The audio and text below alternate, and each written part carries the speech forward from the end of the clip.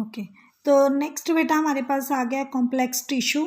तो complex tissue में जब हमारे पास एक से ज़्यादा सिंपल टिश्यूज़ होंगे या एक से ज़्यादा सेल्स होंगे जिनका फंक्शन भी वो परफॉर्मली डिफरेंट करेंगे, तो that is called as a complex tissue. So complex tissue are made up of more than one type of cell and these work together as a unit. तो एक से ज़्यादा टाइप के जो सेल्स होंगे वो मतलब चाहे उनका फंक्शन अलग अलग है बट कलेक्टिवली वो मिलके कोई एक फंक्शन जो है या कोई एक काम कर रहे हैं, तो that is called as a complex tissue. तो उसे हम क्या कहते हैं, कॉम्प्लेक्स टिश्यू है।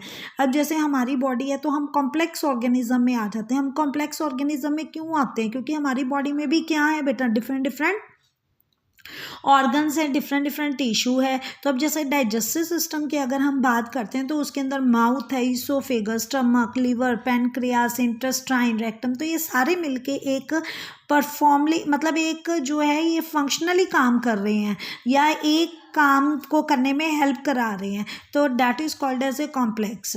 तो इसी तरह प्लांट्स के अंदर भी यही है बेटा कि जो एक से ज़्यादा तरह के सेल से मिलके बना होता है, लेकिन वो सारे सेल्स क्या करते हैं, इकट्ठे मिलके काम करते हैं, एक फंक्शन को परफॉर्म करते हैं, तो they are called as a complex tissue.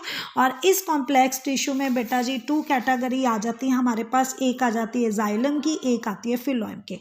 From the lower classes आप लोग पढ़ते आ रहे हो कि जाइलम एंड फिलोएम ये किस में आ जाते हैं बेटा जी, they are vascular bundle, they comes under the vascular bundle. और जो जाइलम है they help in the transport of mineral and water from the roots to the each and every part of the plants. And the phloem क्या करता है, these help in transport of the food material which is made by leaves and transfer to the each and every part of the plants and that is called as a translocation. तो ये translocation में phloem जो है that is helping the leaves. तो जो xylem है that transport the water and minerals.